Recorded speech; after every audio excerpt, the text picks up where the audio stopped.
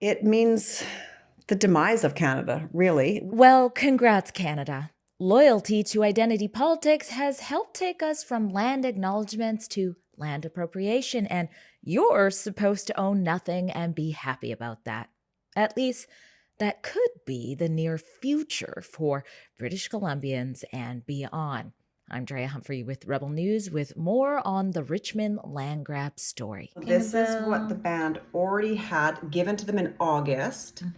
This is the condo units here along the Fraser River, and now this is the outline that they're going after, which includes City of Richmond land too. So that's why they have a huge stake in this. We bring the immigration, so Indians come here and they are instantaneously Canadians, but we as Canadians have been here for generations and we don't count. We have to fight for our Canadian citizenship, for owning land. It is a spiral that is going out of control. It is the Liberal government. The NDP is not helping. I also sent a big message out on Facebook to Mr. Eby to say, you know, you need to get this government under control because the citizens of British Columbia deserve more. They deserve more than what we're getting. And if it was his family home that was being challenged and the thought of somebody coming and taking that, I can guarantee you this would not be happening. In August, the Supreme Court of Canada shocked Canadians and the future of land ownership rights in the province of British Columbia by giving nearly 8 kilometers of land in the city of Richmond, BC, Aboriginal title. Now, you've probably seen that letter that's more recently been circulating online, showing that it isn't stopping there, my friends. Oh no. Because while the other parties in that landmark Cowichan Tribes versus Canada decision are appealing that ruling, so is the Cowichan Tribes. They're not happy. They want more. Today, I speak with Angela, who is a Richmond landowner. Not just a landowner, she is the landowner who's behind that letter that has been circulating. It was sent to her, signed by the mayor of Richmond, warning her that now her property and her neighbor's property on that land, well, they could be affected by this Richmond land grab attempt too. But first, let me be clear. Her property and others affected by this Richmond land grab attempt is fee simple title property under the Land Title Act, which is supposed to be the strongest and most complete form of private land ownership recognized in our country. And if this ruling sticks, may I remind you that 100% of British Columbia's land is currently being claimed by many bands who don't even agree with each other about whose land is whose. Oh, and when I said that all parties are appealing the decision, I don't mean landowners like Angela. Silly me. Why would that be the case? It's just their homes, right? No. Despite the Cowichan Tribes filing to claim their land back in 2013, 11 years ago, Angela and her property neighbors just found out about this like you did. The landowners have no say. But the Cowichan Tribes do, and that say is mostly stories that have been passed down for generations. You know, kind of like unmarked grave stories. I digress.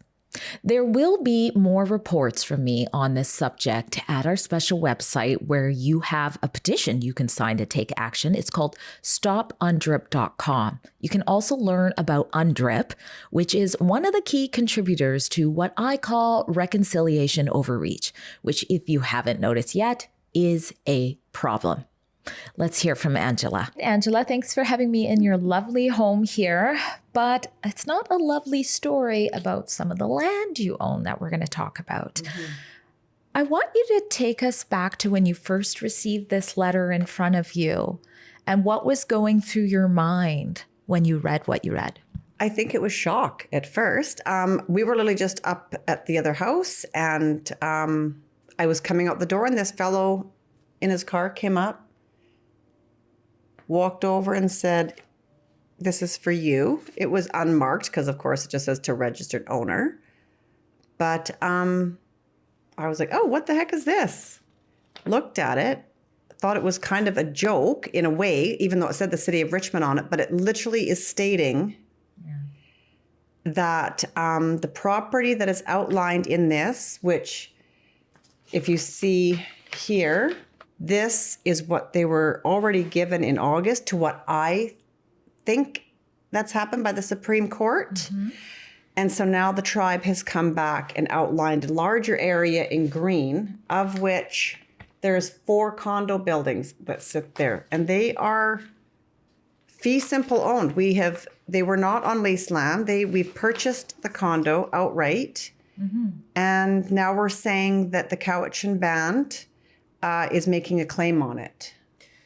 It's so much to unpack here, and you're absolutely right. So the black zone is what the Supreme Court has ruled is now Aboriginal title. And if there was any private landowners in there, which there were, that was deemed to have been a defective decision to basically give that title. Now that's on appeal. All parties involved, not landowners, all parties involved are disputing this. And the Cowichan Tribes is disputing to say, hey, no, we claim a lot more, which is what the green zone is and is where you're a condo owner.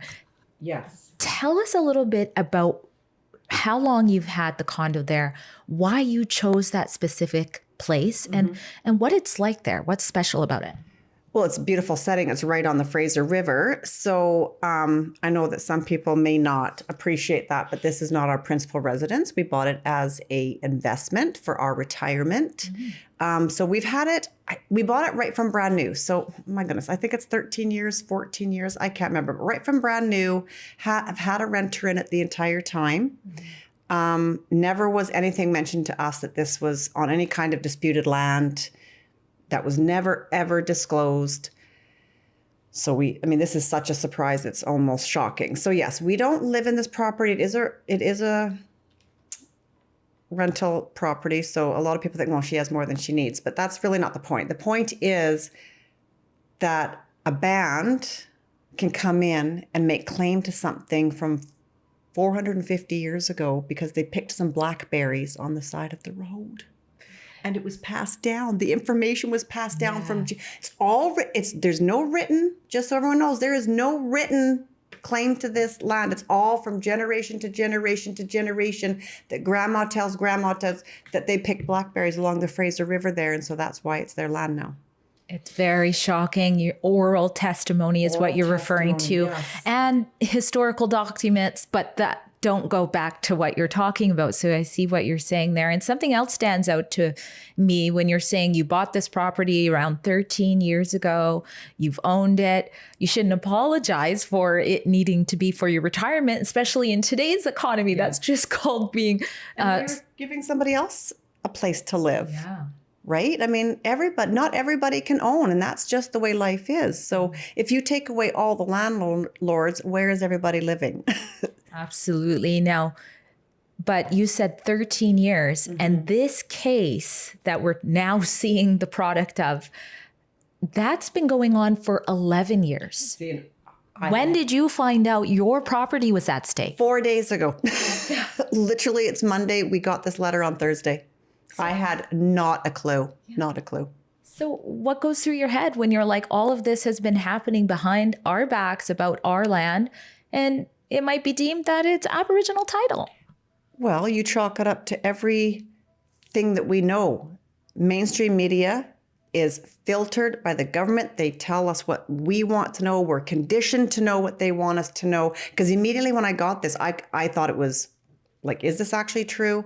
And then you start going online, and then, you start digging up information, and then you hear of this UNDRIP. And I'm like, this has actually been in the works for so long, and we as Canadians have no idea. But it's very scary, the unknown. Obviously, I don't know anything yet. We're going to a meeting at the City Hall 28th. On the 28th of October. So hopefully I'll have some more answers then, and hopefully I can post about that when we kind of get some answers. But do I have any real firm feeling that the mayor is going to do anything? Or can he? Let's face it, it's the Supreme Court that makes this decision. And the first Supreme Court said, yes, it's all yours. Well, and not to mention the city of Richmond, like many other cities, have been declaring being on unceded land this whole time. We hear that mantra all the time. We see it in emails. We know kids, students are being told to do that, to basically admit that they're on unceded, stolen land. How, if any way, has your opinion on those land acknowledged mantras changed after what's happening to you now? Oh, they haven't changed because I've disagreed with those from the second. I work and volunteer whenever you go to a meeting.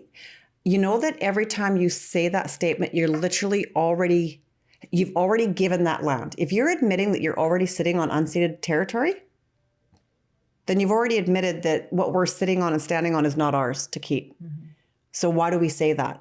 So all you're doing is already giving them permission to come at you.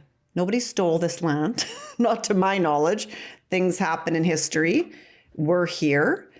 And it's mine. Like, this will be such a, what do you call it when it's like not a standard, but when it's Precedent. A precedent that you can take just by appealing to the Supreme Court of Canada to take people's homes and what they've bought and paid for and worked hard to do and sacrificed for that, and in a stroke of a pen, say it's no longer yours.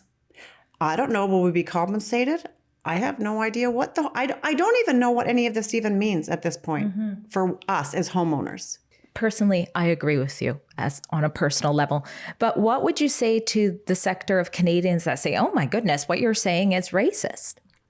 Well, that's not racist. That's not the definition of racism. Thinking another group of people is less than you is racism. I have nothing against Indigenous people. They're lovely. They've got a lot of friends. But that doesn't mean that just because a people lived somewhere many, many, many generations ago, and what happened then should not be allowed to come full circle hundreds of years later. Mm-hmm. Can you imagine that happening in the States? It's kind of mind-boggling that the Supreme Court of Canada can make a judgment on land that is for all Canadians, make a judgment 100% for one side when the other side, which is us, the homeowners, weren't even aware that this was even happening. I mean, we were aware that the city or that the Supreme Court awarded some land in Richmond. And like you said, we all kind of went, oh, that sucks. But guess what? We were already involved and didn't even know. Mm-hmm. And we literally got this letter out of the blue. Everyone's taking a deep breath. And so, you know, I know where my heart is. God's got me, so I'm not worried. So my hope is in Jesus, not in this world. Well, and if we also look at the history, tribes themselves were at war with each other over territories. So yes, this conversation could literally go on all night because it drives me. It honestly makes me crazy because I think, unfortunately, a lot of people don't educate themselves. They eat up the 5 o'clock news like it's dinner, and then they re-spew everything they hear from the CBC. I'm like, have you done any research at all on anything they're telling you? Because if you did, you might learn something. I think we have to stop being lazy Canadians and start doing some research when we get stuff. Well, the fact that you know the definition of racism puts you ahead of many people who use that word all the time. So that's what I'm saying. People, I think, don't even fascism. They throw words out like, I don't even know if I know the definition of that, but they throw it out like it's nothing. Yeah. The only thing we know for sure is it means less stability, it would seem, for landowners in British Columbia, potentially Canada. British Columbia was the first jurisdiction in the entire world to take the UN's aspirational framework for Indigenous rights without including anybody else's rights. And BC said, you know what, we're going to make all of our laws form to that. So that's been part of sort of the shift that we're seeing here. But you're right, we don't know all of the answers. Right. I'll be bringing more reports on this, like I already have at stopundrip.com. But why don't we end with what message do you have, or would you have, if you were talking to the city of Richmond directly, or the province, even the federal government, or even the Cowichan Tribes themselves, about what you're going through, what this means for your family, what you think it means for Canada?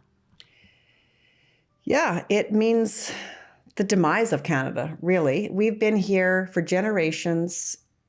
And, I saw this may be totally, you might need to edit this out, but, it's so true that we bring the immigration. So Indians come here and they are instantaneously Canadians, but we as Canadians have been here for generations and we don't count. We have to fight for our Canadian citizenship, for owning land. It is a spiral that is going out of control. It is the Liberal government. The NDP is not helping. I also sent a big message out on Facebook to Mr. Ebby to say, you need to get this government under control, because the citizens of British Columbia deserve more. They deserve more than what we're getting. And if it was his family home that was being challenged, and the thought of somebody coming and taking that, I can guarantee you this would not be happening. At Rebel News, we don't back down from bringing you the other side of the story, which is why we've warned you about UNDRIP and land acknowledgements and so on, despite every name that we get called under the sun for doing so. If you appreciate that we bring you the other side of the story that the mainstream media, who's paid by the state, handsomely does not, please consider keeping us alive and functioning by donating what you can at our special website called stopundrip.com.